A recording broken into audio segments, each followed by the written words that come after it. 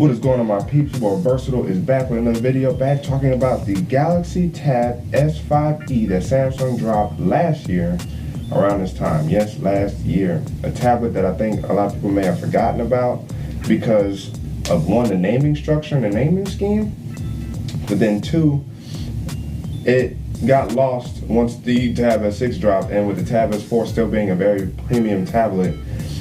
So there's confusion about this tablet, and I will admit even I'm confused about this tablet. Now, of course, what does it look like? It looks similar to the Tab S6 with the new thin nature. It's actually the lightest and thinnest tablet that Samsung has made to date. And of course, when you look at it, you know, you got your SIM card tray right here, right? I believe that's a microphone. You got your volume rocker, you got your power button with a fingerprint sensor embedded inside of it. So you don't even have to press it and it'll log, almost. It'll log right in. Boom, just like that, you see? So before we get to the screen, you see the antennas that run along the top here, and then you got your 4 speakers, AKG tuned, as they say on the back of the tablet as well. Microphone right here, bow. That says speakers, antennas. On this side, you got like pins for the keyboard. That I believe Samsung did make a keyboard for this. Your charge, your pogo dock. The Tab S6 and the Tab S5e share a pogo dock that's different from the Tab A 2018 and the Tab S4. So keep note of that. The other 2 speakers down here at the bottom, along with your USB-C port. So when you look at this tablet, the only thing that's different between this and the Tab S6 is a little bit of weight, a little bit of thinness, and then you get 1 camera module here, as opposed to the 2 that you get on the Tab S6 that are in a vertical oval shape. So this looks very more iPad-ish than the Tab S6. But why am I confused about this tablet? Well, really, it's because of the naming structure and what they put in it. Now, I will show you on screen here the battery on this before I get to anything else. It's got the same battery that the Tab S6 has in it, 7040 milliamps, which is crazy nice. And since this runs a Snapdragon 670, it's not going to be as much of a hog on the battery, which means you're going to get amazing battery life. And upon displaying the picture of battery life on here, over 6.5 hours of screen on time, most of that being played just like YouTube and just doodle daddling with the tablet just to see what it's like. I got over 10 days of battery life on this before putting it on the charger.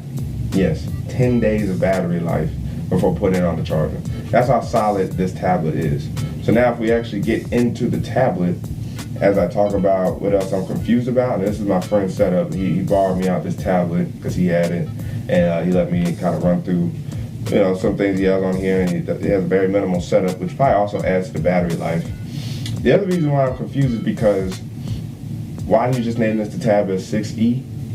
I think it would have went over a lot easier for consumers, knowing that this is kind of related to the Tab S6, that they could pick this up. But when you drop a Tab S5e and then drop a Tab S6, you'd be surprised at how people are confused with the naming structure and for what you get out of this.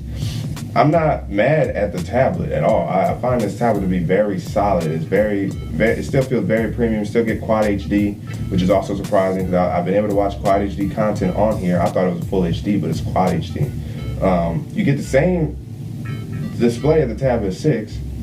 It's just that you don't get the S Pen. You don't get any S Pen support, mind you.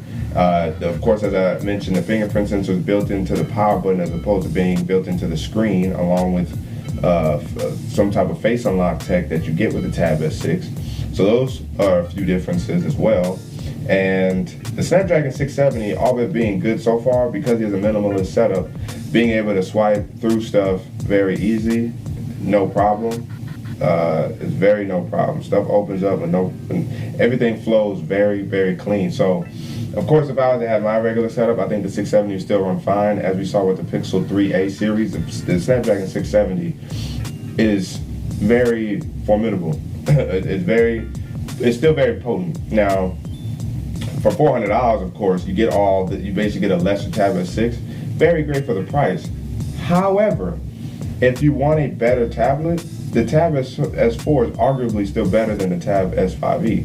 You still got a Snapdragon 800 series in the 835 and the Tab S4. My wife uses it, still runs just fine, and she runs it in DeX mode now. She doesn't even use tablet mode, she uses DeX mode, which of course I'm so proud of. But the Tab S4 rocking the 835 is still better than this tablet, and it has a bigger battery at 7,300 milliamps. So you get a better battery, or a bigger battery, you get the Snapdragon 835, you still get DeX mode, you have S Pen support in the Tab S4. So it's like, why this tablet, right? I mean, even the A series can challenge the Tab S5e, albeit it has a lesser processor, but you still get a full HD screen, you still get a full display, no fingerprint sensor on the front. I think if it's not built in, it's in the top, or doesn't have one, but you still get a full screen like this. Now, the bezels might be slightly thicker on the Tab A series, but the Tab A, 10.1 inch for 2018, 2019, very solid device, cheaper, like in the sub 300 range, 350, 379 at the most. This is 400. The Tab S4 is arguably about 400, 450. So it's like, you put this tablet right in the middle of your other very good tablets, and it's almost like, well, why this device? Did they feel compelled that they had to release a tablet, 2 tablets last year, for them to feel like they had to really release this? Now, for the sake of this video, I'm gonna rock this in light mode, because usually I rock it in dark mode otherwise. But again, why this tablet last year? You could just drop the Tab S6 and been fine. As I've mentioned in episode 7 of my Versatile After Hours, Samsung's also releasing a Tab S6 Lite this year. Now, of course, it's probably going to be their mid-range tablet. I believe it's still going to have S Pen support. So it's like, what's light about the tablet? Is it a lesser processor, slightly lesser battery, full HD display? Like, what are we doing with the Tab S6 Lite? So Samsung's very confusing in this case with their tablets, but you kind of see it kind of started with their smartphones, because like their A series smartphones are starting to compete very well with their flagship series. Like, you can get $400 or $500, you can get a very potent mid-ranger kind of sub-flagship A series in like the A71, the A70, the A80, the A90, right? Even like the A51. Like, you still get a nice big beefy display. You get a teardrop display or a punch hole display. So it's like no bezels, period. I think at least one of those phones alone have iris scanning or in-display fingerprint sensor. They all do. So it's hard to make a case for the S20 series or like their S line when their A line is starting to dominate so well. And you can say the same thing about the Tab S5e. As solid of a device this is, if you want to get that much more for your money, just get the Tab S4. If you don't want to spend $400, you can get the Tab A 10.1 inch from 2018, 2019 and still get the job done. This tablet kind of beat itself out of competition just because you don't think about this tablet, and it's a solid tablet. I remember when they did that introduction video right before the Galaxy Unpacked event for last year, and I was excited about the Tab S5e just because, like, wow, it's a very solid tablet. It's a nice backup tablet if you do have the Tab S4 at the time, because it doesn't have S Pen support, so it's like, I can still use this regardless. But the fact that it doesn't have S Pen support also kind of hurts it, but it also separates it from the Tab S4 and Tab S6. So you could argue, if you don't care about the S Pen, this is a perfect tablet for you, because you don't have to worry about storage of the S Pen. You don't have to worry about having to need the keyboard, like in the Tab S4's case, because the keyboard has a little slot for the for the S Pen, and then for the Tab S6, the keyboard is very kind of unusual and wonky.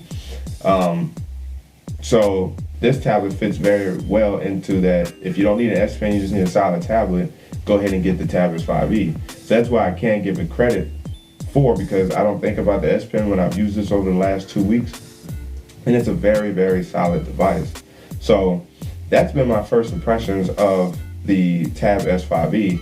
Along with this, I don't have to drop a ton of videos for this. I feel like I can squeeze a lot of that in this. If you are interested in what features are available on this, we can get into that right now. One of the features that's already missing, if I go ahead and open it, one of the features that's already missing is the swipe over. So like I showed you guys, a multi-app window tray on the Tab S6 where you can swipe over from the side and a nice pillar shows up with apps. You don't have that on here. Now, I tried to look in the settings and make sure, but I just could not find it. One of the things I do appreciate in the settings here is it's connected to my Wi-Fi. If I go in here, no, it's not there. I think it's in Wi-Fi, and if I go to advanced, you can make sure your hotspot 2.0 is activated, and you can also manage your networks. Now, it appears that this tablet does not have the download booster that the Tab, oh, of course it wouldn't have the download booster because this is a Wi-Fi only model. So there will be no download booster on this tablet. One of the other features I like is adaptive brightness, of course. It's low-key underrated on the Samsung devices, I think, because their adaptive brightness works very well. Night mode, of course, to turn the tablet into night mode. I love it. I love night mode on this tablet. And then adaptive display, you get AMOLED Cinema, AMOLED Photo, and Basic. And adaptive display works just fine on their tablets or on their displays. Your screen zoom, you can lessen how much is zoomed in so you get more information on screen, of course. And then home screen, this is where you can change your layout, right? So, you know, home screen is home and app screen. You can change your screen grid by how many apps you want to be able to display by row and by column. You can come here and, you know, change your app icons to show with number. So like if you have an email, it'll let you know how many emails is missing. So it kind of gives you that iOS style. And then of course, what I kind of been demonstrating, is right in here. You swipe down for notification panel. Such a great way to access your notification panel from anywhere. You know, once you're on the home screen, no matter if you swipe over or whatever, you can swipe down and you'll be able to access your notification panel outside of apps. Right now, as you guys notice, I'm using the gestures. Now, he doesn't use gestures. Upon him, you know, let me borrow it, he has his navigation gestures on. So if you come in here, again, he has his navigation buttons on. I like using full screen gestures to get as much as I can to maximize my screen. And then let's see, what else do I like about, okay, lock screen. You can come in the lock screen, change your lock screen clock style, your face widgets. So down here, oh, wrong part, but you can also see what's, you know, you can have other stuff added there. I guess you could. I guess you can't on this one. That's interesting. So clock style, you can change exactly what clock you want to actually use. You know what I'm saying? And then, let's see here. If I cancel that, no, buddy. As you guys just saw, I swipe down, right? So I'm going here. I thought you could change, yeah, your app shortcuts. So down at the bottom, when you're on your lock screen, you have two apps that are visible, camera and usually an Internet Explorer. But you can change that to whatever apps you want to quick launch from the lock screen. So that's pretty dope. And then if we go into advanced features, you know, you still got Samsung Decks. That will always be a part of Samsung's culture on here. It's Samsung Decks, of course, right? And then you got the daily board. If you guys haven't already, I did a much better daily board video for the demonstrating it with the Tab S6. If you guys want to watch that, go ahead and check that out. You still got call and text on all the devices on here. So if you have a Samsung phone, you can have it connected to your tablet too. So whenever you get stuff coming in from your phone, it'll be received on your tablet if you're on your tablet, such as phone calls and text messages. And then smart capture. Oh, smart pop-up is dope. This is where you can choose all the apps you actually want to actually be utilized for like smart pop-up, but you don't have to, you know, do that. So upon going back into landscape mode, what else we got? Smart capture, direct share. You can reduce your animations. So if you don't want to go into developer options to actually speed up your screen animation, you come in here and reduce them, make your device feel that much more faster. If we go into motions and gestures, you got your double tap to wake. So upon the screen being off, if you double tap, boom, it's open, it's up. And then for me, you know, fingerprint and we're back in. And as you see the adaptive brightness kicking in like that. Beautiful. Smart stay he has off, but that's where it's watching your eyes via the camera, basically to know when you're looking at it, to let it know whether or not it should time out the display or start timing out the display. Easy mute, which I believe is, okay, so if you put your hand over the screen, basically it'll mute your alarms. And then you got palm swipe that captures if you want to capture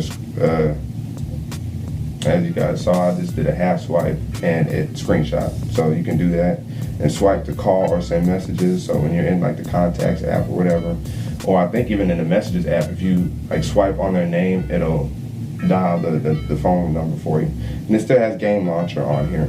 So those are some of the features. I appreciate if you want to check your battery usage, your storage, your memory, your security.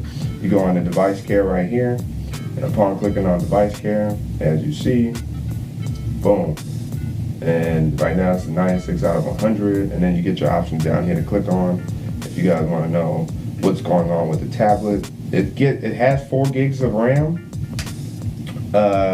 This has 64 gigs of storage. And as I said, a 7040 milliamp battery. So you're still getting most of what you get in the Tab S4. Well, you get everything you get in the Tab S4. And you're just slightly below the Tab S6. The Tab S6 starts off at 6 gigs of RAM as opposed to 4 gigs of RAM, and it starts off at 120 gigs of storage as opposed to 64 gigs of storage. So Samsung really did a number in terms of adding to this, and of course you can check for software updates. As of right now, it's on the January update, and so if we check to see if February's came through yet, February has not came through yet. It's still on the January 1st, 2020 security patch. So that's my first impressions and some of my major features that I think you'll appreciate and enjoy on this tablet.